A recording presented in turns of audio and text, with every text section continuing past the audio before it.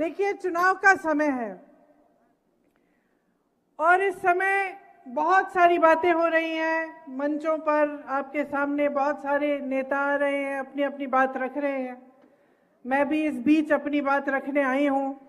आप थोड़ा दूर बैठे हैं मेरे से, लेकिन दिल के बहुत करीब हैं। और करीब इसलिए हैं क्योंकि आप इस महान देश की जनता हो। आपने ही अपने पसीने से, अपने खून से इस देश को बनाया। आपने हमारे देश की धरती को सींचा है। और हर समय जब बड़े बड़े आंदोलन भी रहे, जब हमारा स्वतंत्रता आंदोलन रहा, तब भी आप लोग आगे आए। आप देश के लिए लड़े, आजादी के लिए लड़े, समानता के लिए लड़े।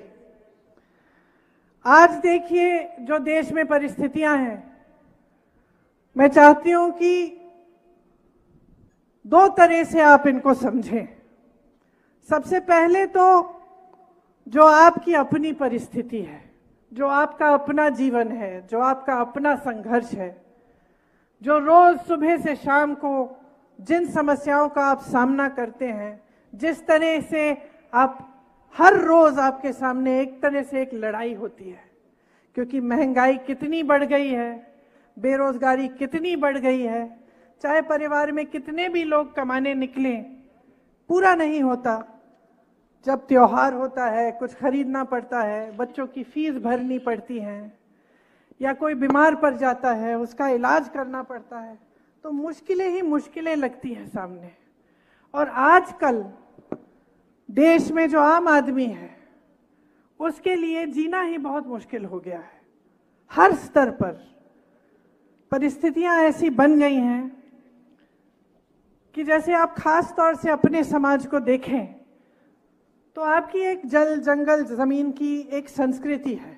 मेरी दादी जी इंदिरा जी हमेशा कहती थी कि उनके दिल में सबसे ज्यादा आदर आपकी संस्कृति के लिए इसलिए था क्योंकि आपकी संस्कृति में चाहे जल हो, चाहे जमीन हो, चाहे जंगल हो, उसे बहुत आदर से, प्रकृति को बहुत आदर से, और प्रकृति के जो खुद की जो प्रकृति के नियम हैं, उनका आदर करते हुए आपने अपने जीवन में नियम बनाए।